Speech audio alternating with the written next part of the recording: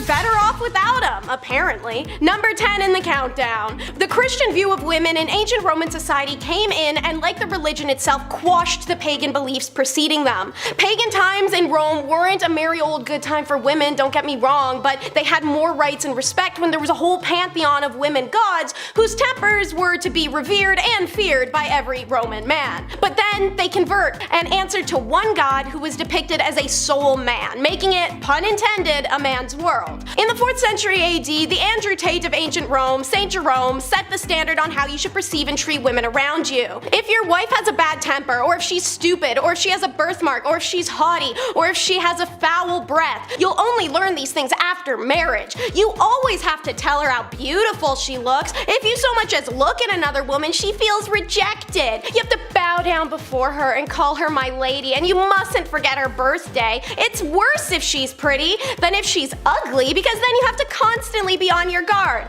Honestly, try and tell me you can't picture some old Roman bald dude in a toga, like white beard, one of those stupid teak tables, wearing the oversized podcast headphones, saying that exact tirade while like Joe Rogan is sitting across from nodding like, yeah man, yeah, that's what's up. Hey dude, kinda makes sense that you're only gonna find out about her personality after you married her, when y'all don't even know each other when you get married and you bought her at a bride auction like she's a cow for your farm. So, according to St. Jerome, it was better to be alone with God than in the company of a woman. Guess God is a woman, because he was found in bed having an affair with a married one. Oopsies, hypocrite. Do you want to learn more about hypocrisy in the past? Because there's a ton of it. Subscribe to The Hive to see our regularly released history videos. Alrighty, that was a beautiful segue into number 9, the discussion of how women in ancient Rome could be worshipped but never equal. As stated, while Roman society may have been dominated by men, their original godly pantheon was anything but. They bowed to powerful women, begging for mercy or pleasure from their female goddesses. Part of the appeal of Christianity was bowing to a woman no longer. They finally became obsolete, powerless. But they were anything but powerless in the era of Roman paganism. Of the 3 supreme deities worshipped by ancient Romans,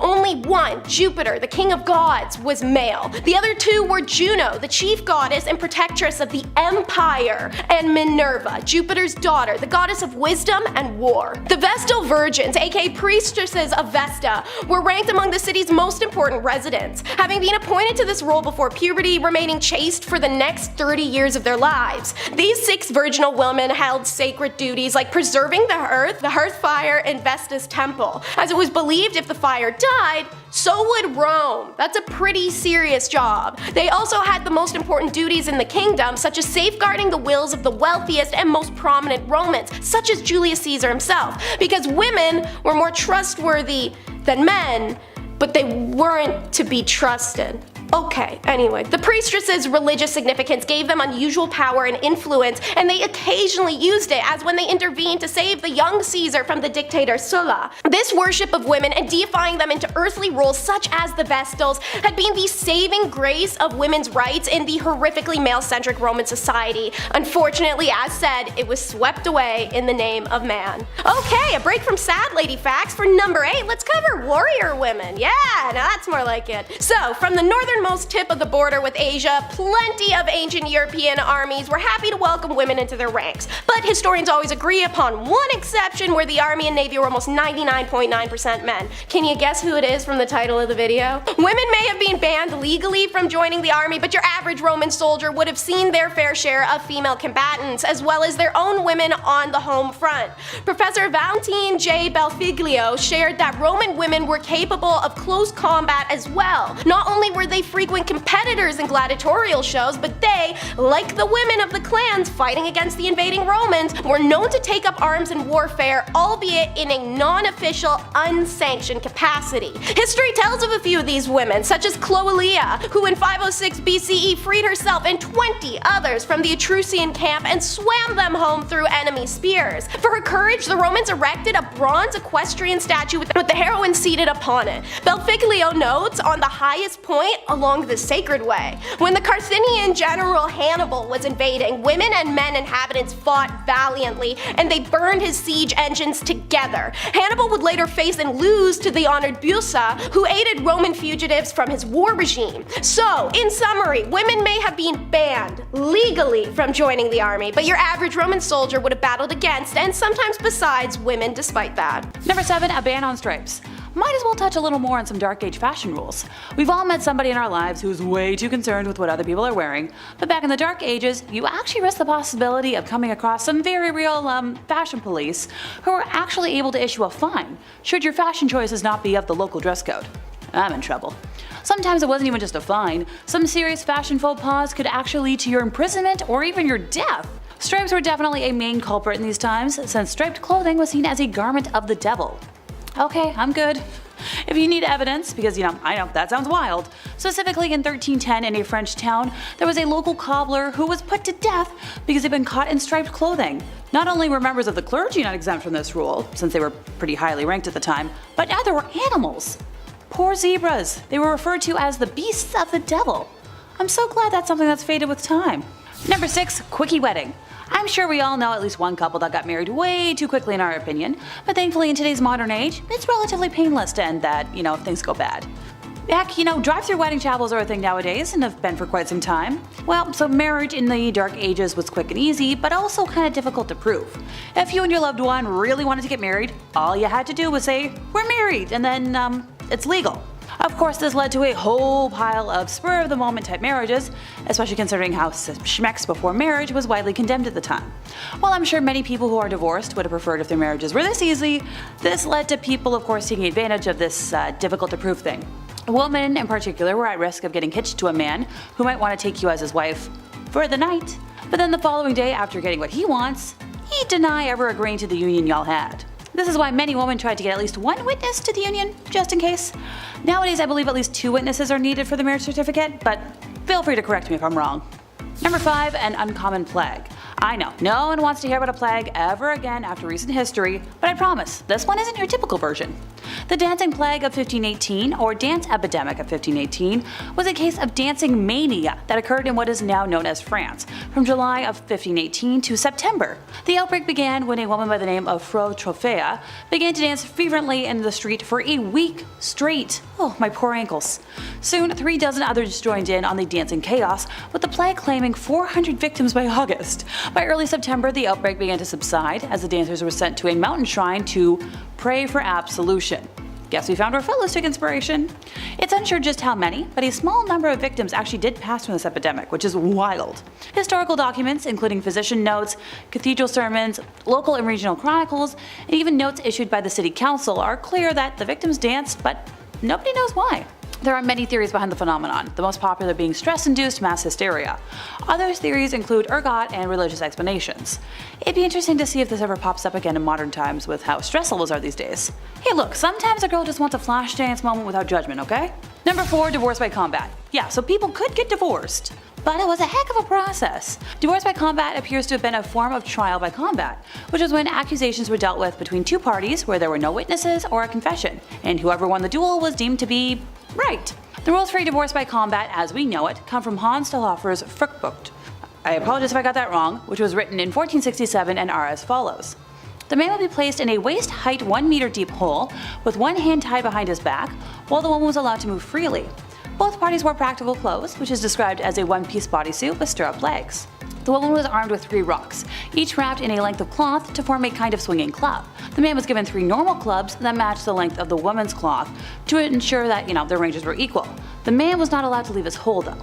To further limit him, if he touched the edge of his hole with either his hand or arm, he had to surrender one of his clubs. If the woman attacked him while he was surrendering his club, she in turn forfeited one of her rocks. Yes, the rules place the man at a clear disadvantage, but it's important to remember that it's unlikely that the woman had any kind of combat training. Furthermore, in any kind of physical contest, it is likely the male would have had an advantage in size and strength at the time. So the handicaps placed on the man were to try and make the fight as fair as possible.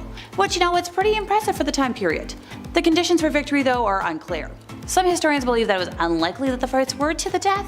Instead, it was probably down to whoever was judging this thing to decide when one of the fighters had been incapacitated. Since both parties were hitting each other with big blunt objects, it seems likely that many trials ended with one party being knocked unconscious. Thankfully, divorces are a lot less lethal today. Mostly. Number 3, toothworms. So dentists weren't common in the dark ages, but barbers were, and wound up being a one-stop shop for quite a few different services. This guy did it all. Cavity, toothaches, teeth worms, you name it, or in a lot of cases, pull it. Barbers were responsible for cutting hair, pulling teeth, red fluid letting, your classic 3-in-1 appointment. So much more efficient than the silly 2-in-1 shampoo and conditioner combos we have today. This was like the peak of efficiency. Instead of brushing your teeth with tooth tunes, back then you'd rub your teeth and gums with a rough linen. A few recipes have been discovered for pastes and powders to freshen breath, otherwise you were looking at less and less teeth as time went on. As a society, we've gone from powdered charcoal to charcoal toothpaste, which is kinda neat. As time went on, mouthwashes were made from herbs and spices steeped in wine or vinegar and guaranteed fresh breath, but I'll stick with my Crest mouthwash. Thanks! Number 2, no pleasure during procreation. Now, some of you watching might know all about the hanky-panky, and some of you might not. But regardless, you probably know that people do it for fun more than they tend to do it to create a descendant. That's why we as a society have invented things like condoms. Because trying for a spawn is only fun when you really want to. And you shouldn't have to worry about, knocking boots and accidentally creating life. But back in the Dark Ages, there was a law that you were not allowed to get down and dirty unless it was for the purpose of, have an offspring. And you weren't allowed to experience any kind of pleasure when you were doing it, even if it was for the purpose of creating new life. It's like telling somebody to eat food, but you're not allowed to taste anything or enjoy your food. I believe it was one of those rules that people claimed came from God and used for their own uppity bias. There's plenty of those still in place today that I'm constantly rolling my eyes at, but this isn't the time or place for my venting. Thankfully nowadays, most folks understand that coitus can be for pleasure and fun, and not just spawning new lives. Have fun safely, folks. Number 1, no cheating. So if you were a man back in the Dark Ages and you got caught having an affair, you'd have to pay a fine, so big whoop. But if you were a woman, like everything else on our list, it was so much worse. Back in the Dark Ages, women were punished with a situation worse than death in, my opinion. Frederick II used to punish adulterers by using rhinotomy, which is the removal of one's, nose. The whole point of this was to make the victim unattractive, but from a needing to breathe point, it would also shorten one's already short lifespan.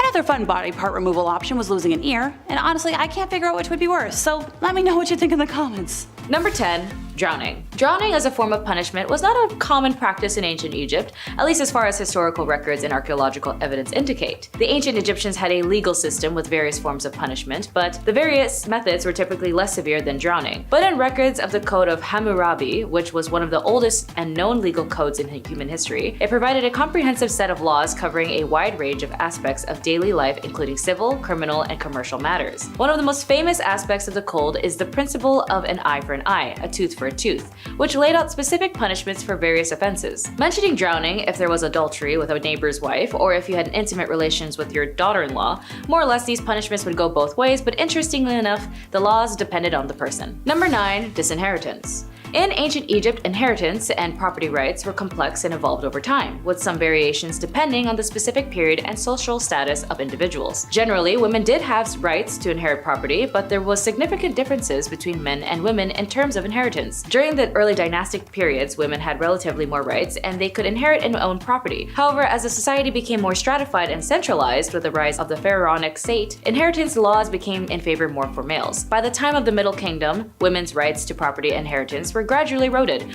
Property, especially land, was usually passed from father to son. Women could gain property through marriage contracts, dowries, or gifts, which they could then pass on to their children. But if they lose their inheritance, so do their children. Thankfully, there was legitimate ways of structuring a will, making unequal distributions of disinheriting a person so to minimize challenges which do not involve corporal punishment. These include a gift conditional upon the recipient not challenging the will, a no contest clause, diverting assets outside the will by writing a life insurance policy into trust, or passing assets through the will to a secret trust. Number 8. Banishment. In ancient Egypt, as in many ancient societies, the legal system was complex and the punishment for various offenses could vary depending on factors such as the severity of the crime, the societal status of an individual involved, and the time period in question. Banishment was one possible punishment, but it was not the common form of punishment. Banishment in ancient Egypt was being expelled from a community or city was generally used for serious offenses or crimes. It was a severe punishment because it meant the individual was cut off from their community and likely left to fend for themselves in the harsh environment outside settled areas.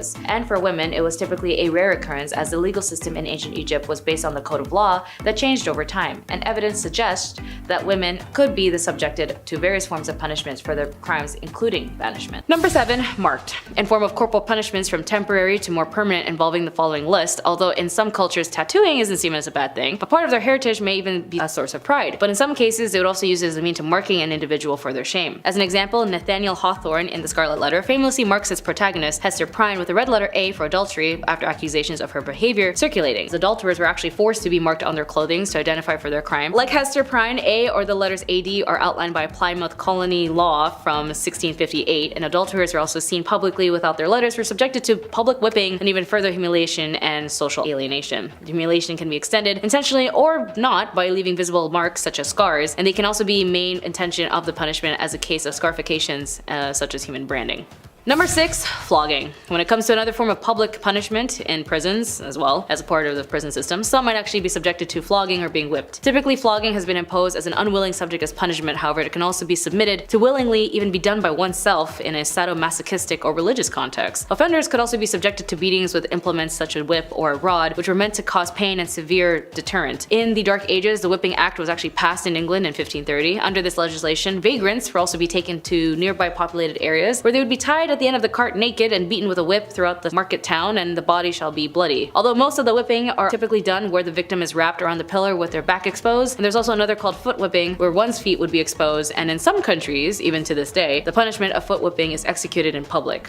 Number 5, forced labor, also known as slavery. As we know, consists in enslaving another person as property and ownership into bondage. And in history, my god, there were slaves everywhere, from ancient Greeks who were known for taking prisoners of war as slaves and mistreating them to an aggravated degree, as there were no laws protecting them, as well as in ancient Egypt and ancient Rome. And as we know, when it comes to closer to our modern history, slavery conduct in Latin America was an economic and social institution that existed before the colonial era. Well, it still was colonial era if you think about it. After the conquest of Latin America by the Spanish and Portuguese, of the nearly 12 million slaves that were shipped across the Atlantic, over 4 million enslaved Africans were brought to Latin America. As of today, according to the Walk Free map, an estimated 50 million people were living in a modern slavery on any given day in 2021, an increase of 10 million people since 2016. As well as their index, 2023 placed the US as among the smaller group of nations, which also includes China, North Korea, and Russia over its use of compulsory prison labor. Number 4, sleep deprivation. Unfortunately, another form of punishment used in some prisons includes sleep deprivation. In November 2006, former US Army Brigadier General Janis Karpinski, in charge of Abu Ghraib prison until early 2004, reported seeing a letter apparently signed by the US State Secretary of Defense Ronald Rumsfeld that allowed contractors employed by the US to use techniques such as sleep deprivation during interrogation. Methods used include beating, binding in contorted stress positions, hooding, subjection of deafening noise, sleep disruption, and sleep deprivation would reach to the point of hallucination and deprivation of food, drink, and medical care for wounds, as well as waterboarding. As an example of this being used, the US Army would be noted to be authorized by the Bush administration. A Guantanamo inmate drawing of some of these torments to which he himself was subjected were published in the New York Times. In addition to brutalizing detainees, there were threats to their families, such as threatening harm to their young, threats to physically violate or cut the throats of detainee mothers, and the number of detainees subjected to these methods have never been authoritatively established, nor how many died as a result of the interrogation regime, although this number could be up to as high as 100. Number 3, pepper spray. Another form of punishment used in prisons that are completely unnecessary is pepper spraying. In early as of 2023, this year, an inmate aged 21 died of a heart attack after being pepper sprayed more than 3 times and fitted his head while detained. The documents reveal details of the intervention of Montreal Bordeaux jail that led to the death of a 21-year-old named Nicolas de Andre Spring. Apparently, while in prison, he had a confrontation and a fight broke out with another inmate where he was sent to isolation. And it was reported he was physically resisting the prison guards, and so a spit hood, a restraining device made out of mesh, was used over his head. And then the guard was ordered to spray him with pepper spray while he had the hood on, basically waterboarding the 21-year-old with pepper spray. After collapsing, the officer thought he was faking his condition and kept spraying him with pepper spray. As a result, they realized he wasn't moving anymore, and within minutes, nurses from the local health authority were said to have arrived on the scene and performed CPR and used defibrillation to try and resuscitate him, but by then, he was already dead. And this was in 2023, by the way, this year. Number 2, enemas. This is going to be as graphic as any other form of punishment as it's used in prisons, but forced enemas is also a thing they do in prisons too. Especially when practiced in a prison environment designed by a stark imbalance in power, such treatment can also be registered as a form of physical harm as well as a non-consensual physical harm when practiced without consent or forcibly carried out against the will of the subjected prisoner. Physical invasive measures of this kind are often purposely taken in order to demonstrate dominance and to assert total control over an incarcerated individual. By the application of a forced enema is a situation of incarceration, one of the last remaining spheres of privacy as well as a personal autonomy being stripped away from the prison inmate. Forced enemas evidently have been used, for example, in Guantanamo Bay detention camp by the United States. In certain cases, it was administered, of course, by the Bush administration, administration under the pretense to counter a prison's dehydration. Form of medical justifications were employed whenever enemas were in fact used as a coercive tool. The justifications were completely bull, and the CIA would administer these to prisoners regardless. Under the guise of it being enhanced form of interrogation, it was still an illegal way to torment people, and it's very gross and sadistic. Number 1. Mutilation. Forms of mutilation go through all kinds of brutal acts, from slicing to cutting or firing a battery of attacks. Even from chemicals used in war are forms of mutilation. And although there are hundreds, if not thousands, of counts throughout the world of prison systems using form of mutilation on prisoners as a form of torment and punishment, it's still pretty coherent. The pattern of prisoner self-mutilation examined are due to psychological torments endured in prison systems as well. Typically consist of inflicting cuts, usually by a razor blade, to arms, abdomen, or legs, producing profuse bleeding and lasting scars, but rarely resulting in death. As an example, Tennessee death row inmate Henry Hogasse, fellow prisoner John Hall, warned long ago that he was at risk due to severe neglect by prison authorities, having spent 3 decades in solitary confinement with very little human contact or interaction. And Henry, although he was sentenced to death penalty in 1992, was actually left in solitary confinement. As a result, he mutilated himself by cutting off his private parts. After being released from the hospital, Hodges was returned to the infirmary, and there he was kept naked and restrained by his arms and legs on a thin mattress over a concrete slab in a room that was lit 24 hours a day with no mental stimulation such as radio or television. His attorney said it was filed in a lawsuit. His fellow inmates became extremely concerned for his well-being. As a result, wrote, "After 30 years of sensory deprivation and seclusions, you have deprived that man of his sanity." But unfortunately, the grievances was rejected as inappropriate, with the unit manager writing that Hall was not an official inmate advocate. This was in 2019.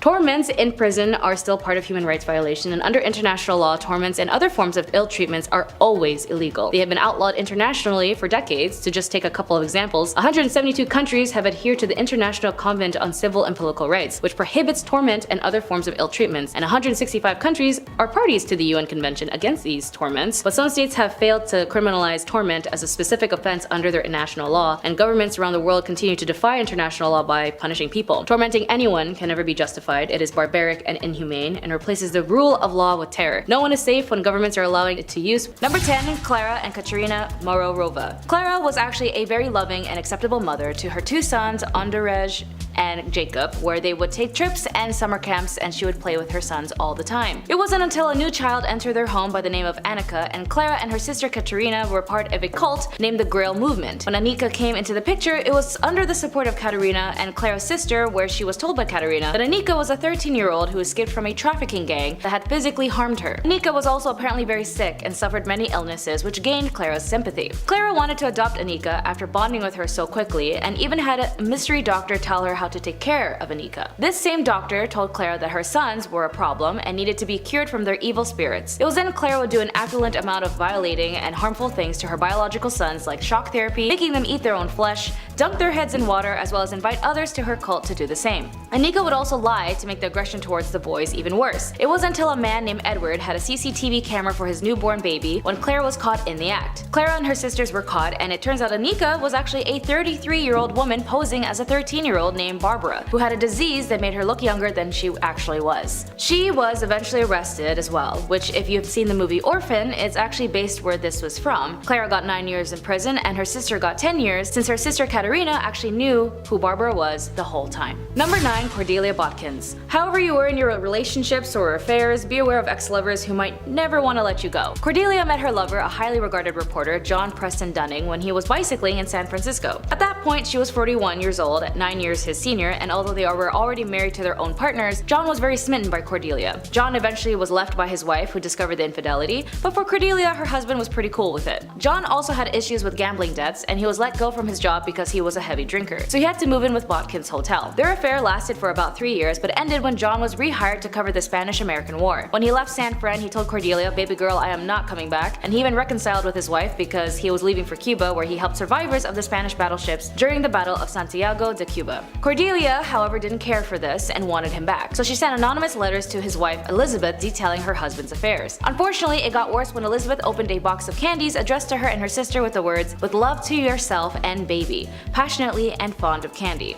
Elizabeth and her older sister died from arsenic poisoning, and their father was able to decipher their handwriting from the previous letters to Cordelia, and Cordelia went to life imprisonment. Number 8. Mary Sue Hubbard. It was always in the 1950s where a lot of crap happened that led us to the chaos we know today. And for Mary Sue Hubbard, she is also known as the wife of the founder of Church of Scientology, Ron Hubbard. She was sentenced in the federal court in the 1980s to 4 years in sentence prison for her role in the conspiracy to plant church spies in government agencies, steal government documents, and bug at least one government meeting. She told U.S. District Judge Norma Holloway Johnson that she sincerely and publicly apologized for her actions. Johnson ordered Hubbard, who had been freed pending appeal for her 1979 conviction in the case, to turn herself into the federal officials in 3 weeks, to begin serving her sentence. Hubbard, who lived in Los Angeles at the time, was the last of 11 church leaders who were indicted in the conspiracy in August 1978 to go to prison. The indictments came after the FBI raided the church headquarters back then in Los Angeles in 1977, and the raids were said to be the largest ever conducted by the FBI at the time.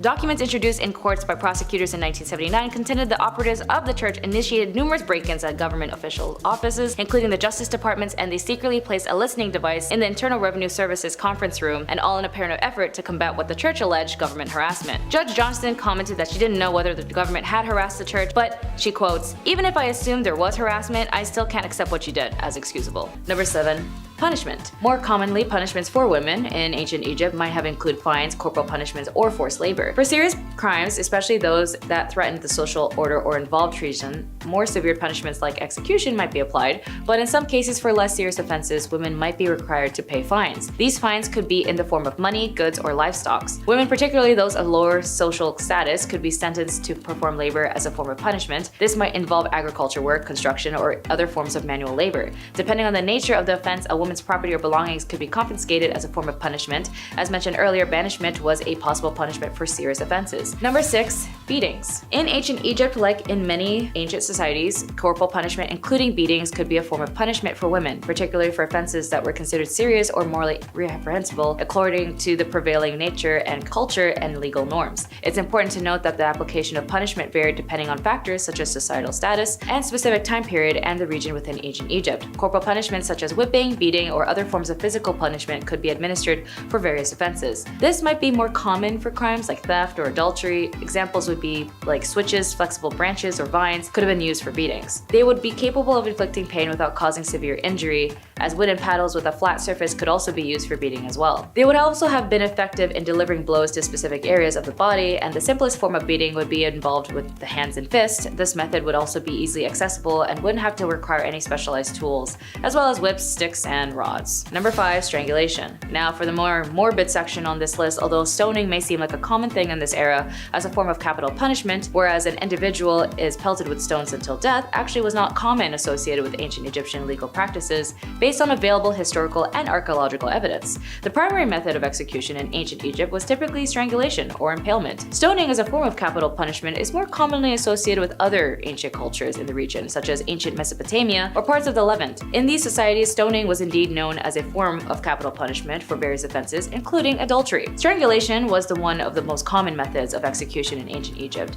It was typically used for serious offenses and could be applied for both men and women. In cases where capital punishment was deemed necessary, strangulation was a method employed to carry out the sentence. Number 4. Lacerations. When it comes to corporal punishments, as I mentioned above, those who do commit adultery might deal with the consistency of beatings or lacerations. Texts speak of thrashing with a wooden stick, give 10 to 20 to 50 to 100 or even 200 times. They also mention branding and mutilation of the nose and ears. Tomb reliefs often show beatings of people, but in most cases these are private coercions of subordinates, not an official penalty. Sometimes the culprits are bound to a pillory. These punishments were all carried out in public and therefore also meant a loss of honor and degradation of the culprits. The results of these measures can be seen on many skeletons, as they are also including cutting off limbs, noses, and other parts of the body as a form of punishment, specifically connected to adultery or if you were married, specifically a married woman. It is a crime deserving of death, as it is easier to commit any other sin after that. The husband had a legal right to punish or forgive his wife or leave the court if the husband accuses the wife with no proof. The punishment of a man was much lighter, and the woman of the crime of adultery, as the Egyptians believed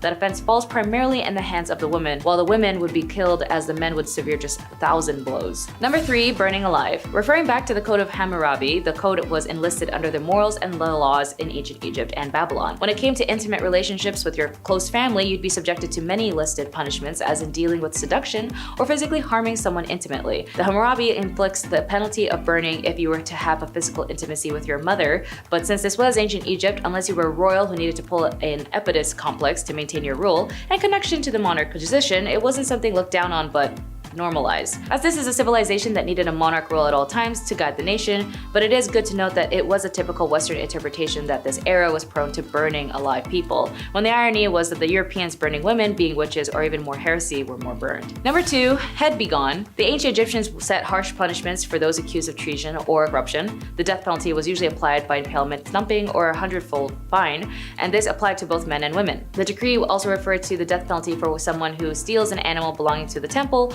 and transfer it to another party, while confiscating the property of the thief in favor of the stolen temple. The ancient Egyptians distinguished between the stolen goods and the bear the attribute of holiness and considered it a religious crime that requires execution, and those stolen goods that do not affect the sanctities, settling for the penalties of beating and the fine for the theft 100 times of the value of the stolen items. Number 1, buried alive. Of course, all of these leads to death eventually, as the punishments were drastic, dangerous, violent, and vile. I mean, if you somehow survived the beheading, then what a miracle that would be. But death was only reserved for the extreme measures of punishment for women of these times. As I mentioned, there was very minimal, if not just the common punishment of corporal punishment. The scariest, in my opinion, would be buried alive. In some cases, individuals might be sentenced to be buried alive, although this was likely a very rare extreme form of punishment, most likely only reserved for the ones with extreme cases of crime. It's important to keep in mind that our knowledge of specific cases and punishment in ancient Egypt is limited, as much of what we know is derived from inscriptions, legal texts, and other historical records. Additionally, practices may have varied over time and in different regions of ancient Egypt. The legal systems and punishments evolved over the millennia, so there could be variations in practices depending on the specific period within ancient Egypt history. Violence against women is a human rights violation, potentially touching on the rights to life, to equality, to liberty, and security of persons, to equal protection under the law, to be free from all forms of discrimination and violence, to the highest standard attainable of physical and mental health, to just the favorable conditions to work, as well as the rights to not subjected to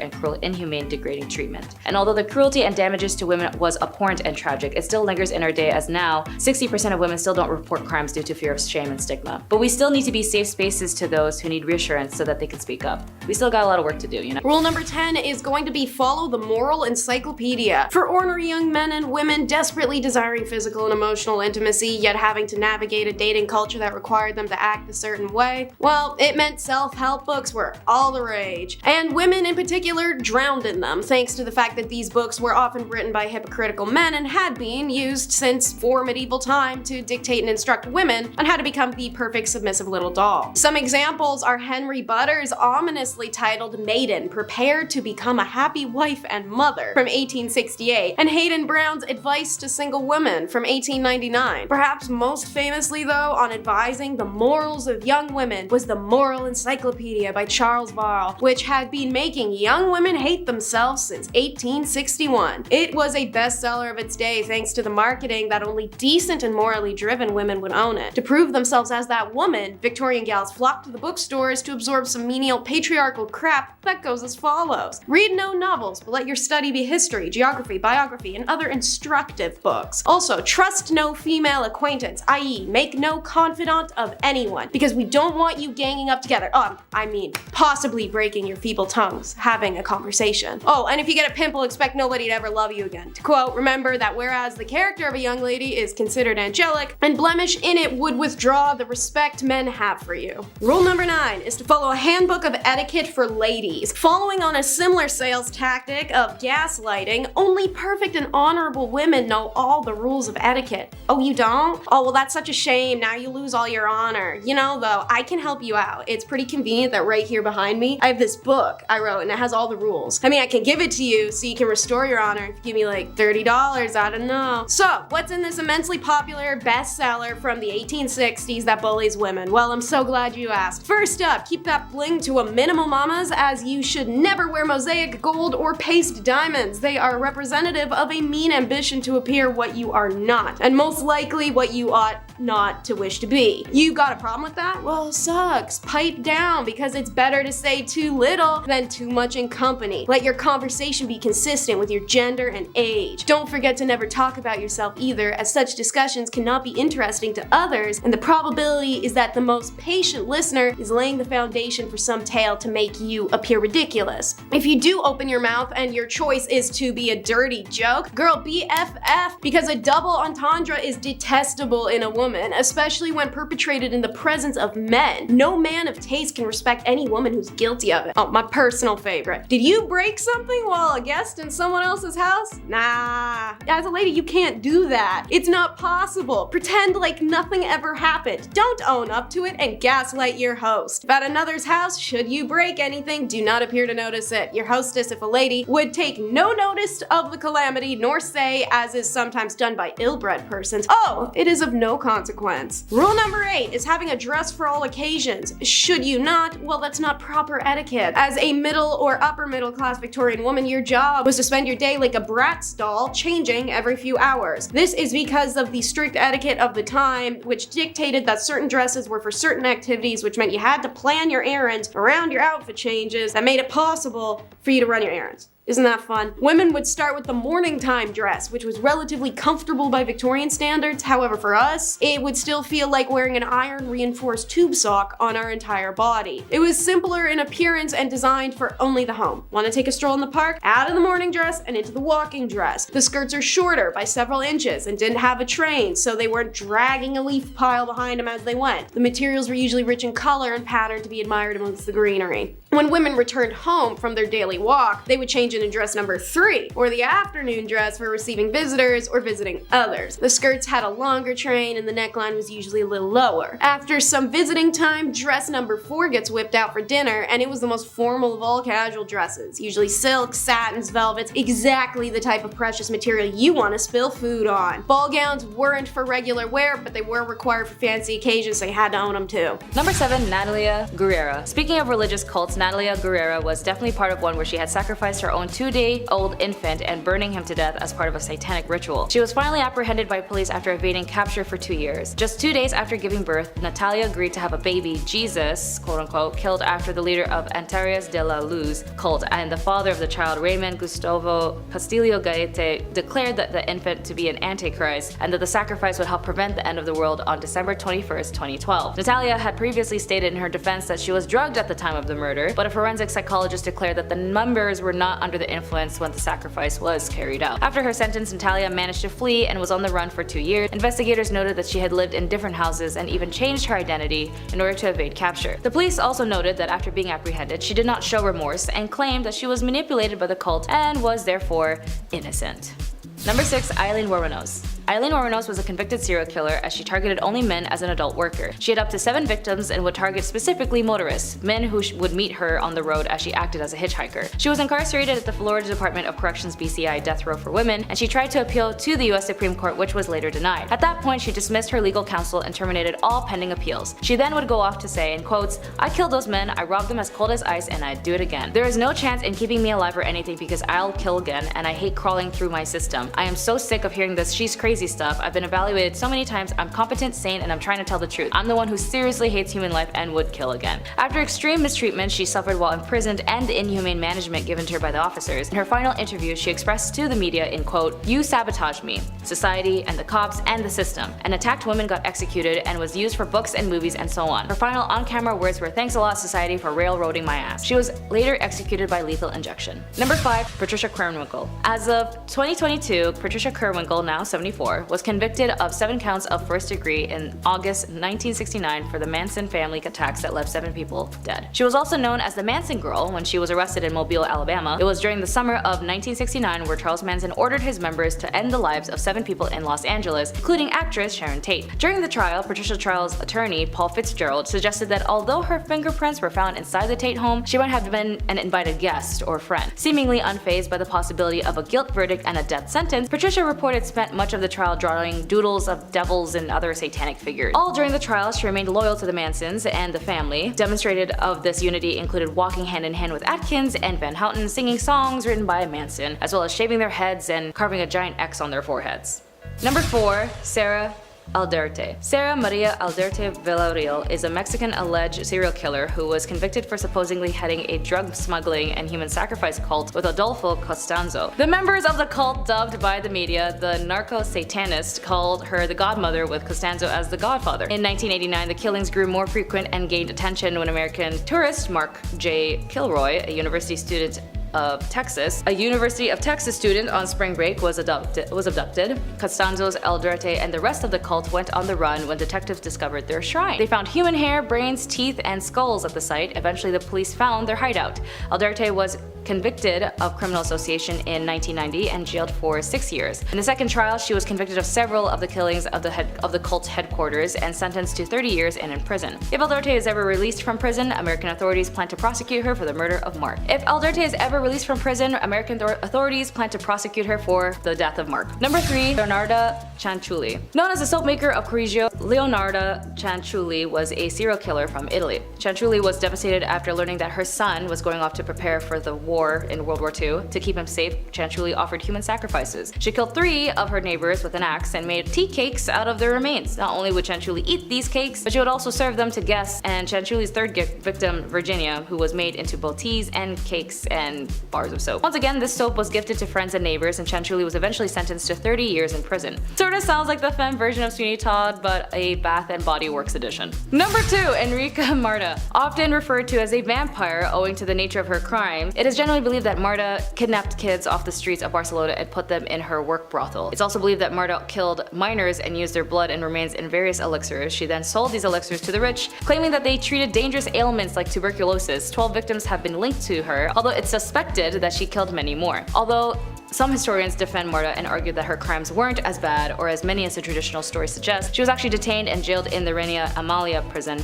Further investigation revealed more housing in Sant Feliu de Llobregat, property of Marta's family. Here they found remains of children in vases and jars, as well as books of remedies, including a list of rich clients who the police apparently tried to hide from being leaked, including rich politicians, doctors, and businessmen and bankers. Kinda similar to a case we had in our modern times with a guy whose name rhymes with Lefri Nipson. Although she was arrested, she was never tried since she died in the hands of her prison mates, and companions ended up lynching her. Apparently, some say her wealthy clients hired the prisoners to shut her up. It's very interesting how history repeats itself sometimes, as this was in 1913. Proving to be one of Victorian era's most infamous criminals, Amelia Dare could be one of the most prolific serial killers in human history. Back in Victorian England, she was paid for adopting babies in a practice known as baby farming. Amelia Dare turned this into her profession and adopted numerous children. She began by keeping them for a time until they passed of a natural cause, but ultimately turned into disposing them shortly after adopting them, thereby keeping the money without having to raise them. One of Dare's victims was actually found floating in the river Thames on March 30th, 1896, leading to her arrest and eventual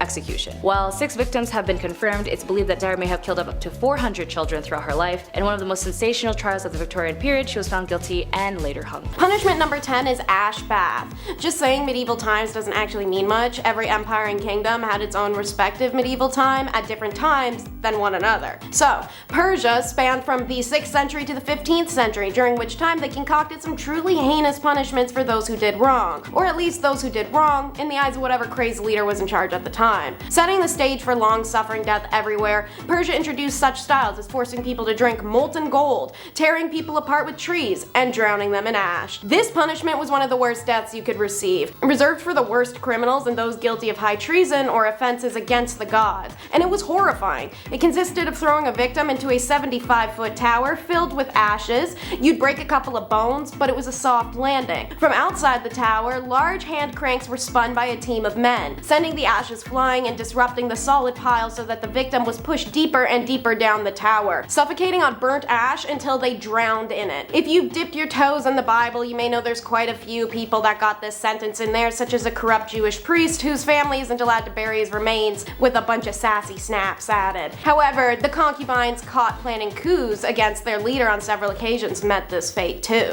Punishment number 9 is the evil field. field. So medieval Rome is characterized by the break with Constantinople and the formation of the Papal State, with technically ongoing until its collapse, which marks the beginning of Europe's medieval period. On the topic of being buried while still breathing, the Romans also enjoyed dumping people into holes alive in their medieval times. One famous example is the Vestal Virgins, the priestesses of the hearth goddess Vesta who were sworn to chastity. However, should they break that chastity vow, they had a special acre of grass dedicated just to burying them alive. Like most deaths, Romans like to make a big show of it, and the Vestal breaking her virginity vow would naturally be the Sunday matinee. They had an entire little ritual. She'd be carried on a litter throughout the city in the nude until they reached the Campus Seculatus, aka the Evil Field. There, an underground chamber awaited in which she'd be lowered into and sealed inside alive. There was only one ever known instance in Roman history where a Vestal Virgin wasn't slain for breaking her vows. That would be Julia Aquilia Severa, the wife, then ex-wife, then wife again, of Emperor Elagabalus. It's believed that Julia remained with him until they were killed in the year 222, but who's to say they put Julia in the ground after. Punishment number 8 is the finger cinch. China's medieval period was between the fall of the Han Dynasty in 220 CE and the fall of the Mongol Dynasty in 1368 CE. Famous in the Chinese feudal dynasty, this form of punishment was specifically made for the woman who did not obey her master's command. Master can be taken literally, should it be a concubine or a servant, but also figuratively like her parents or husband. The offenders have to put their fingers inside a specialized tool which look like interlocking combs. The device would then squeeze the fingertips, causing immense pain and loss of circulation. If the victim faints, ice water would be thrown on her as a wake-up call. The punishment would continue until the victim was deprived of all their strength. The device was prepared in every shape and size to crush the fingers of any female, so she may ultimately surrender to male prejudice. Rule number 7 is to mourn properly. Another dress all women owned was an all-black mourning dress. They kept these bad boys on lock for whenever someone died, which was arguably something to look forward to in the Victorian era. Thanks to Victoria being the most extraordinary and dramatic woman of all time when her husband Prince Albert died in 1861, and she spent a bajillion years dressing like a vampire and wearing black mantillas, it set this bizarre fashion and mourning standard that metamorphosized into literal rules. If one was to ignore these rules, it was seen as incredibly offensive to the deceased. Self-help books dedicated to making men and women better at exerting dramatic woe were pretty common to see on bookstore shelves. So, a mourning rule for women was should her husband die, the widow was expected to mourn for no less than 2 years, while mourning for parents and offspring only lasted a year. Relatives such as grandparents and siblings would only get 6 months. They dole it out like family inheritance is a little weird. Queen Victoria had favored black crepe, and it became one of the only fabrics that was permissible for mourning clothing. Luxurious silks and satins weren't permissible, only itchy and abrasive materials that chafed the sadness right into you. Women would often wear merino or cashmere instead. No jewelry or ornamentation was permitted unless it served a functional purpose like a button or a clasp, or unless it was a bunch of the deceased's hair and teeth braided in a pattern together in the jewelry. Don't forget your big black hat and grandma's doily tablecloth you dyed black to throw over your face and body. Enjoy looking like a corpse for 2 years. Rule number 6 is to glove up. We love to joke about the whole, oh no, if you show your ankle, you're a Victorian W word. But weirdly, hands were actually way more of an issue. The ankle thing was just because men were still trying to look up women's skirts, even when they were so long, the ends of them entered a room 15 minutes after the wearer did. Fingers were actually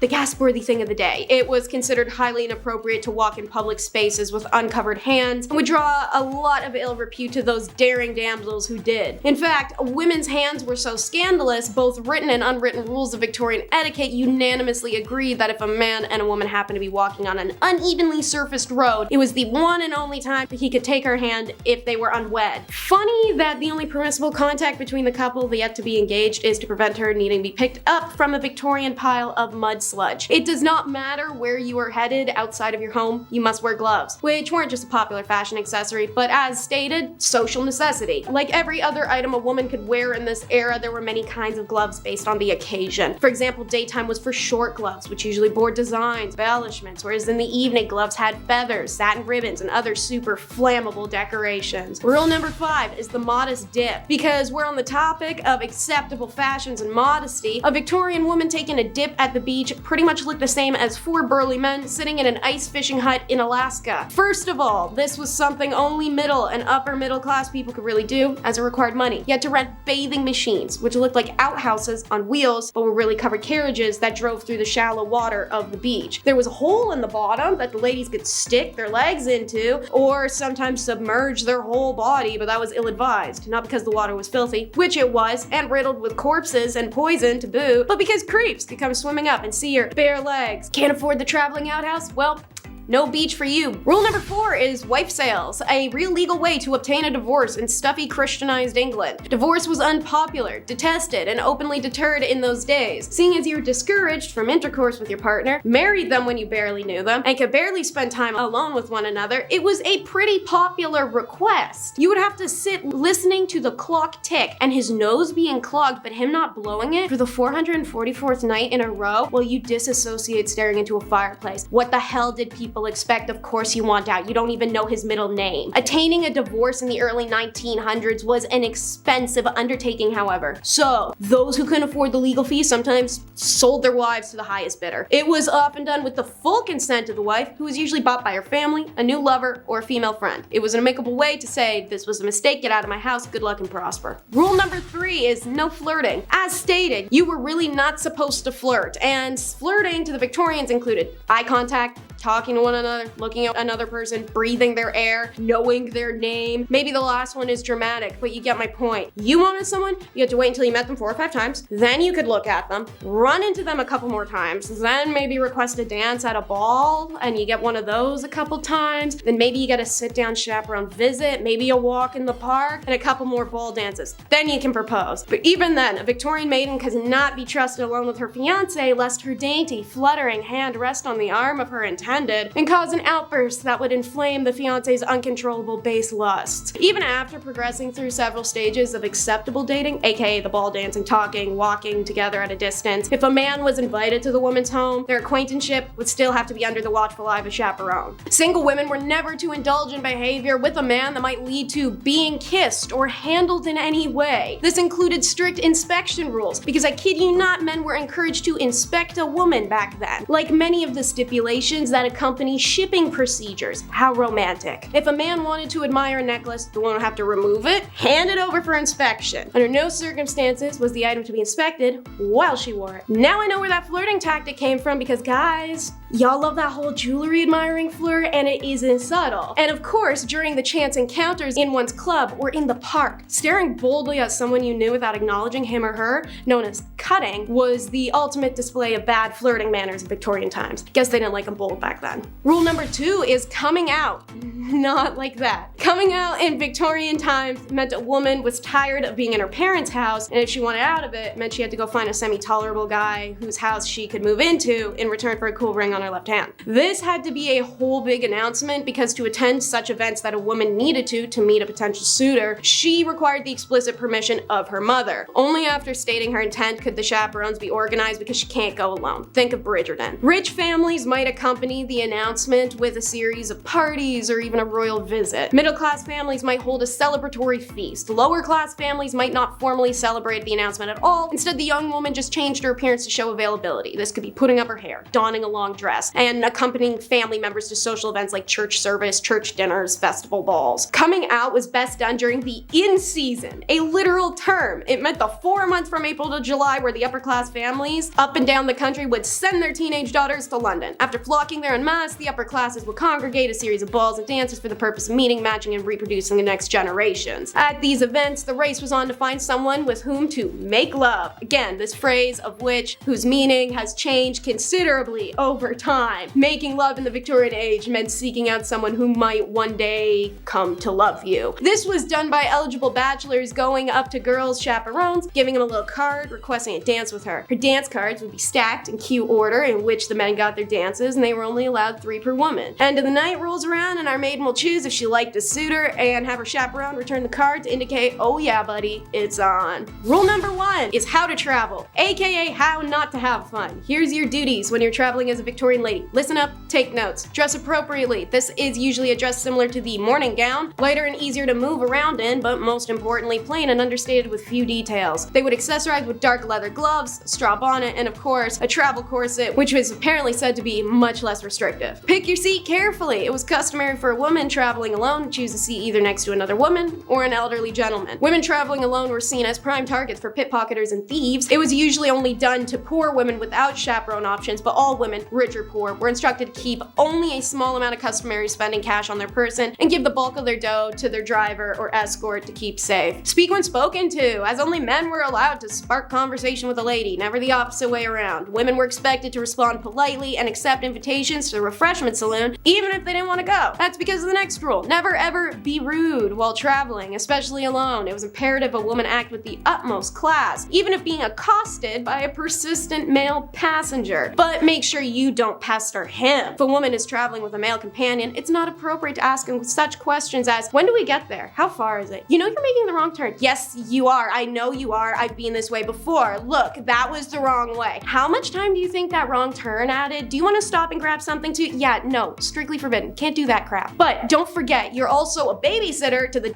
because if the lady's male chaperone accidentally wandered into designated female compartments, it was her fault for either inviting him into the quarters or not alerting him of the specialized area. And lastly, while traveling, don't check yourself in. If a journey requires a stop at a hotel along the way, the lady would remain in the carriage while the driver or escort took care of all the room arrangements, likely because it was unheard of for a woman to make such a decision on her own. And at number 10 is jewelry making. Egyptians saw deep spiritual significance in their jewelry, but also had a love of aesthetics, and those two things combined to create some of the most unique and lavish jewelry found in history. Worn to ward off spirits, protect health, bring good luck, and more, there were even certain colors and designs that were associated to certain gods and powers. And so, Egyptian jewelers followed very strict rules regarding the mystical aspects of their jewelry creations. While a woman usually would not be a metal worker in Egyptian society, it was very common for her to be making jewelry. The tools were smaller and the process required less heat and thus less danger for her. Metalwork techniques included precious metal sheets that were cut and shaped, notched together. Wire work was accomplished through strip twisting. Pieces could be held together with this wire stripping system or crimping techniques. These strips were also how link chains were accomplished, as well as the securing of beads or the backs of earrings. For jewelry designed exclusively for burial, the metal was often quite thin, as the jewelry of the deceased was not subjected to the wares of everyday life. Precious stones, ivory, real flowers, and shells were all common ornaments, as was name engravements, but it was more common with royalty. Jewelry makers were women of high status due to these contributions and the revelry jewelry held in ancient Egypt. For number 9,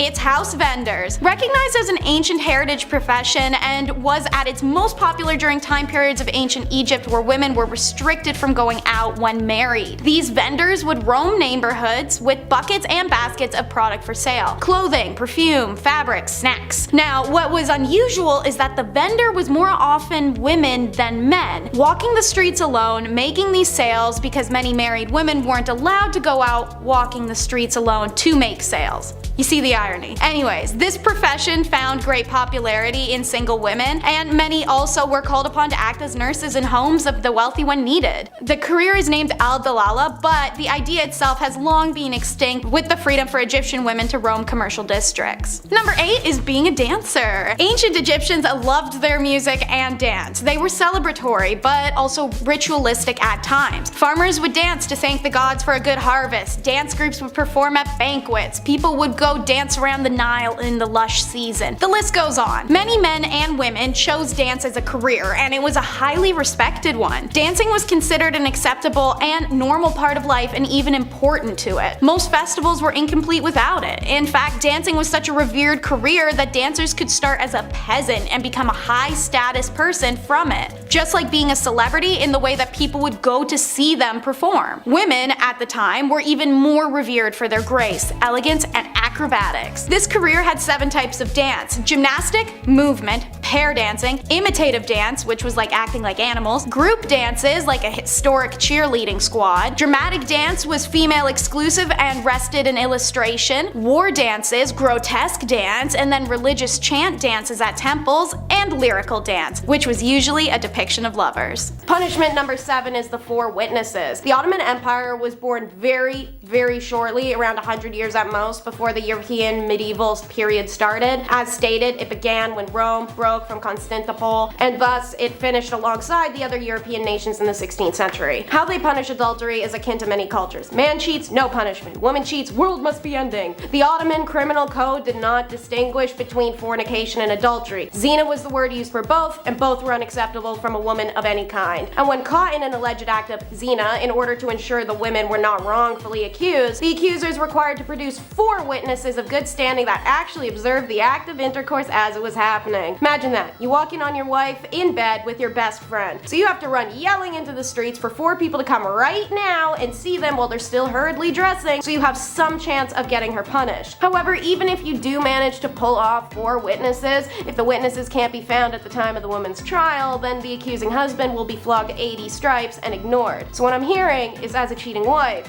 you could essentially make the little problem go away if these 4 witnesses were to, I don't know, just casually disappear before the court date. However, on a terrifying note, the husband's second option when calling the 4 witnesses to his house is taking justice into his own hands. He can actually just kill his wife on the spot and face no punishment nor require going to court, even if the witnesses didn't see the wife cheating beforehand. Punishment number 6 is marks and tattoos. European medieval period started with the fall of Rome in 476 AD and extended to roughly 1450. Meanwhile, a fun fact, the Americas never experienced a medieval period because a feudal system was never actually established in that hemisphere. In Nathaniel Hawthorne's The Scarlet Letter, protagonist Hester Prynne is marked with a red A to see her as an adulterer. This was practiced in a few regions of medieval Europe, such as Spain, France, even Britain. However, it was reserved for working girls and their keepers and continued well out of the medieval period until the Achaean regime. Women who committed the crime of Puritanism were branded with hot iron to show the world how frivolous they are. The working girls received a P on the arm, the booty, or the forehead, which I feel is a bit vindictive and personal. Meanwhile, the keepers were branded with an M, accompanied by a fleur-de-lis. King Charles IV even made them outlaws, stating that may all girls of joy and public women desolate from our court in said time under pain of whip and mark. After the establishment of the New World, which is out of the medieval period, but as stated, the Americas didn't have one, we see branding laws in colonies more akin to Hawthorne's Scarlet Letter, such as the 1658 Plymouth Law that stated adulterers must mark every garment they own to identify them of their crime. Adulterers seen publicly without their letters were subjected to public whipping and further humiliation. Punishment number 5 is just gross. The medieval and feudal periods of Japan, they hold hands on this one, stretched from 1185 to 1603 CE, and they easily had one of the most disgusting punishments I've heard of for female adultery, suspected or confirmed. It existed from the 12th to the 9th century Japan, however it was more so practiced in remote villages. A wife accused of adultery was punished by a defacing,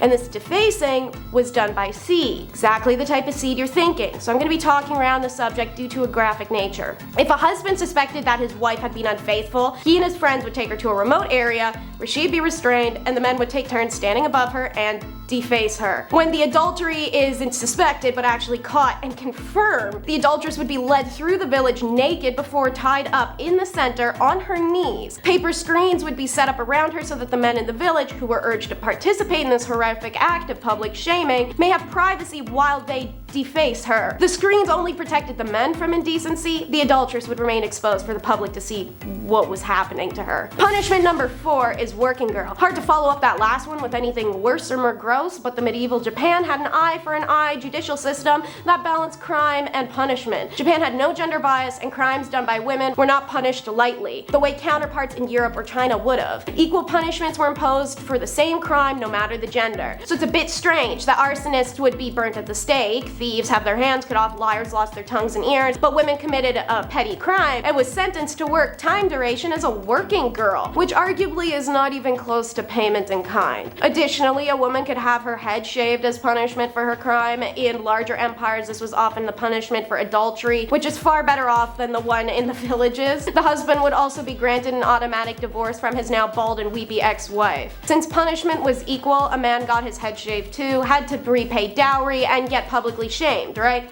No, and his wife wasn't allowed to leave him for it either. Punishment number 3 is scaphism. Back in the medieval Persia, this punishment was death by being eaten alive. It had taken place in a swamp or somewhere where the boats, which would be 2 canoe-like boats or 1 hollowed out tree, could lie exposed to the sun. The victim would be tied inside the space with their head, hands, and feet exposed if possible, at which point the victim is force-fed honey and milk. This is a messy process. It'll splatter and spill everywhere. However, whatever the victim does swallow inevitably becomes diarrhea. The idea was that this would attract every insect, vermin, and wild animal in the area. Very soon afterwards, flies and rats, for instance, would show up and start attacking the victim, eating the mixture of milk and honey, but also eating the person alive in the process. Once the diarrhea kicks in, it attracts other animals, especially the rats, who will begin feasting on you as well and sometimes enter you. Death usually came from septic shock or gangrene because the victim would be force-fed this honey and milk every day until they died, meaning dehydration was no issue. Religious fallacy, coup attempts, and adultery were all punished in this horrific manner, and many women suffered this end. Punishment number 2 is wooden horse. This device was used in Europe and Japan in the 14th to 18th centuries, making it predominant in medieval Europe. Initially, the horse was used on women accused of heresy and witchcraft. The Spanish particularly loved this crude device and they invented it. Sometimes they even styled it to look like a horse. Its back was a triangular wedge women were forced to sit on as weights around their ankles dragged them and their rear and hoo-ha area down on the sharpened wedge. It was covered in part 1 of this video. In Japan, however, they added another particularly horrific element that was not meant to just cause some external tears and pelvic fractures the way the Europeans did, rather cause mass hemorrhaging and death. The concept is the same, wooden horse with a wedge that you'd be forced to straddle while your legs are pulled down. However, the Japanese added an appendage-like structure on the horse's back, which the woman was forced to sit on. The appendage was studded with iron nails and could be rotated via a hand crank from beneath. Naturally, this would cause almost immediate heavy bleeding and internal damage before the crank was even turned. Many would die miserably and quickly, whereas the ones who somehow survived often only did with paralysis. This form of punishment was served on basic offenses, such as adultery or unpleasing her husband. Punishment number 1 is the chest tax. Imagine taxing someone for what's on their chest. Now imagine taxing someone for what's on their chest and for them trying to cover it. Over in India, this was a reality imposed by the king of the erstwhile state of Travancore, one of the 550 princely states that existed in British-ruled India. The chest tax was imposed on lower-class women if they covered their chest in public, and it was to discourage them from doing so. The purpose of this tax was to maintain caste structure, said Dr. Shiva K.M., an associate professor of gender ecology. Social customs on clothing were tailored to a person's caste status, which meant that they could be identified by merely how they dressed. The village legend of Nangali is about a woman who supposedly cut off her girls in an effort to protest against the caste-based chest tax. Nangali belonged to the Abhava caste. Her community was required to pay the tax alongside many other lower castes, but villagers say she decided to protest by covering her chest without paying the chest tax. When the tax inspector heard she was refusing to pay the tax, he went to her house to ask her to stop breaking the law. She still refused and instead cut her girls off her chest in protest instead and presented them to the tax collector in a plantain leaf. According to the local villagers, Nangali died of excessive blood loss while her distraught husband took his life by jumping on her funeral pyre. Her act was selfless and a sacrifice that benefited all the women of Travancore and ultimately forced the king to roll back the chest tax. The chest tax caught wider attention in 2016 when BBC reported Divya Arya reported on a series of paintings by artist Murali T, a far distant relative on the legend of Nangali. He was so moved by the story and the absence of any visual documentation, he decided to paint a likeness of the act she brought upon herself. I did not want it to depict it as a bloody event. Instead, my aim was to glorify her act as an inspiration to humanity, a representation of what would command respect. Number 10. The pillory. Known sometimes as the thew, this was a form of stocks that was used for women. Men weren't the only ones who were condemned to the stocks back in the day. While on paper, standing around in the stocks for a few hours doesn't actually sound that bad, like a bit humiliating and a bit exhausting because you gotta keep your arms up here, but you know, that's about it. In reality, it could actually be very dangerous, depending on the crowd's temperaments and the accused's reputation amongst the common folk that had gathered. In some cases, people were badly injured, maimed, blinded, and some actually died as a result of being tormented by those who gathered while they were in the stocks, after suffering great injuries. The unfortunate thing was that you often wouldn't be able to defend yourself because your hands are like restrained. You couldn't move your head, and often your hands are just completely restricted depending on the type of stocks that you're being held in. At least with the thew version, your hands were not restricted because you were like kind of in a collar on a chain, but women also were put in the pillory too, where your hands are restricted, preventing you from defending yourself at all from assailants unless you were being defended by, like, I don't know, guards perhaps. Even then, you're probably still going to be brutalized in some way. Guards aren't there to like, make sure that you don't get to feel the punishment. And friends, before I move on to our next spot on this list, if you love what we do here at Bumblebee and you love when we tell you about some honestly very shocking things that happen in history, be sure to click that subscribe button for even more historical and horrific content. Number 9. Drunkard's Cloak. While more popular in the 17th and 18th century, there is still documentation of the drunkard's cloak being used into the mid-19th century. It was a punishment given to both men and women, usually those who had a bit too much to drink. However, the punishment was also administered to women who were considered to be promiscuous, like so many of the things that are on this list. If you were sentenced to the drunkard's cloak, you'd basically be made to walk around town in like an upside down, heavy and cumbersome barrel with holes cut out for your head and your hands. Honestly, this is one of the least awful ones on the list. It's at least you're just in a barrel. It doesn't sound like it would be fun, but it doesn't sound like it would be like the worst. I feel like I could walk around for a few hours with a barrel on and I'd be alright. Number 8. Shrew's Fiddle. I have a question. Why are there so many devices that were created in the Middle Ages hundreds of years ago that were still used up until the early 1800s and beyond? That seems insane to me. The Shrew's Fiddle is one of those instruments, but despite being named after a musical instrument, it is instead an instrument of torment. It was used to punish women who were deemed too shrewish, and in some places in the world, it wasn't just used on women. The woman in question would be forced to put her neck through a large hole, with her wrists being held in the smaller holes, so her hands were basically up in front of her but were immobilized. The name game! It's number 7 in the countdown. Women, like a lazy boy chair, an ice maker, or owning a cat, were possessions in ancient Rome. And so, like the college roommate who complained if you moved their toaster 2 inches to the left, they put their name on it. Not in a label maker fashion, more so in a recycle fashion. From the moment of their birth, women were viewed under male authority. Therefore, the name of a baby girl would be close to her father's. For example, Claudius may have a daughter named Claudia. Augustus becomes Augusta. Constantine, Constantina. Okay, so maybe the rule was just whatever the last letter was, swap it to an A. Ironically, this is why a lot of women's names end with an sound. Talk about making historical waves, seeing as our society still inherently perceives names with that ending as sounding feminine. As the empire grew older, women in the ancient Rome were granted more freedom, often by sheer number of children they bore. 3 children could allow a woman to become independent. Independence meant no more naming your kids after their dad, which isn't fair anyways because I'm sorry, but who carried this kid for 12 months and then had to push it out? Thus, daughters started being named after goddesses, their mothers, their aunts, and plants. Anyways, number 6, once you were old enough for baby time, you were married off, and when that happened, you donned a stola. In my recent video, the top 10 messed up marriage traditions in ancient Rome, I explained the Roman marriage ceremony and also the garb worn.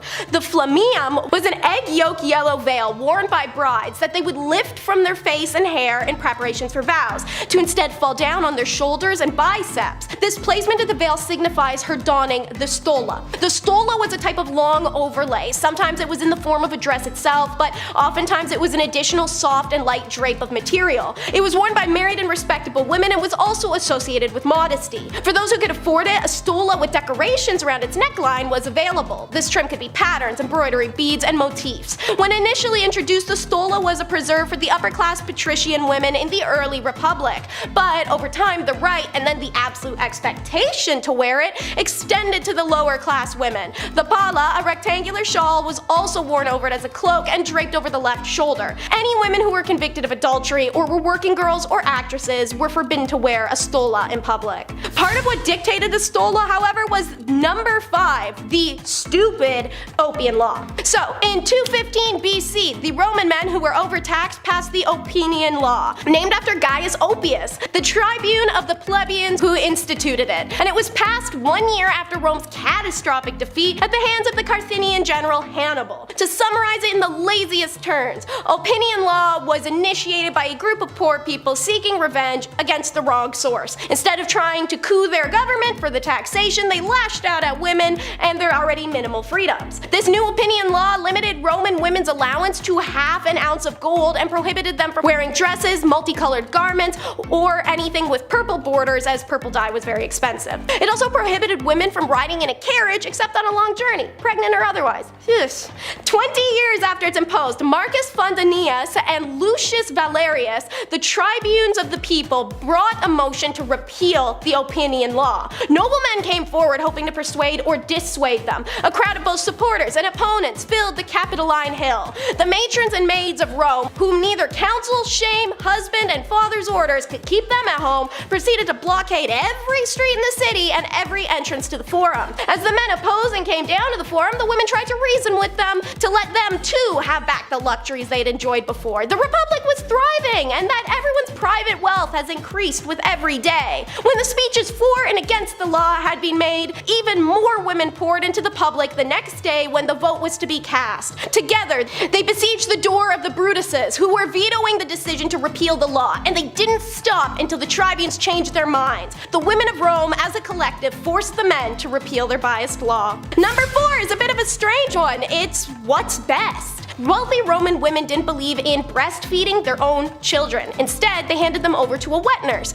usually a prisoner or a hired free woman who was contracted to provide this service. Soranus, the influential author of a 2nd century work on gynecology, prescribed that a wet nurse's milk might be preferable in the days after birth, on the grounds that the mother could become too exhausted to feed. He did not approve of feeding on demand and recommended that solids such as bread soaked in grape juice should be introduced at 6 months. Soranus also pointed to the possible benefits of employing Greek wet nurses, who could pass on the gift of her mother's tongue to her charge. Did he think that she would be able to give language through breast milk? You know what? Never mind. This flew in the face of advice from most Roman physicians and philosophers who always suggested that mother's milk was the best for both the child and the mother's health and moral character, on the grounds that wet nurses may pass on, not kidding, their crappy flaws or personality to the baby. These same men also usually pitched that women who did not feed their own child were lazy, vain, and unnatural, and only cared about possible damages to their figures.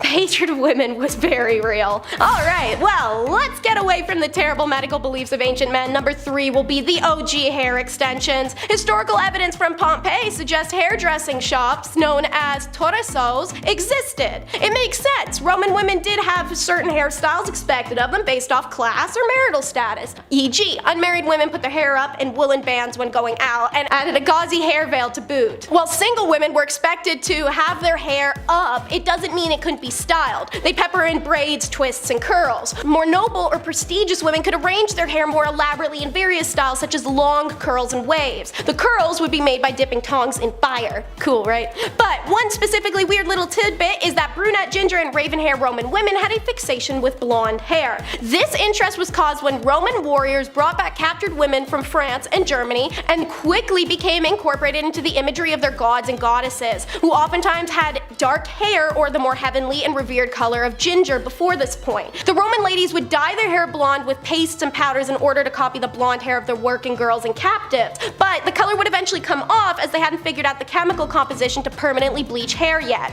To solve this vanity issue, the hair of the blonde working and captive girls was chopped off so Roman women could wear it as wigs. Might as well make number 2 all about the Roman face mask then. Why? Because it was gross. Just so gross. Y'all ready? Homegirls back in the day made face masks composed of sheep's wool soaked in a soupy paste mixture of animal placenta, excrement, and urine, as well as sulfur, abrasive oyster shells, and bile.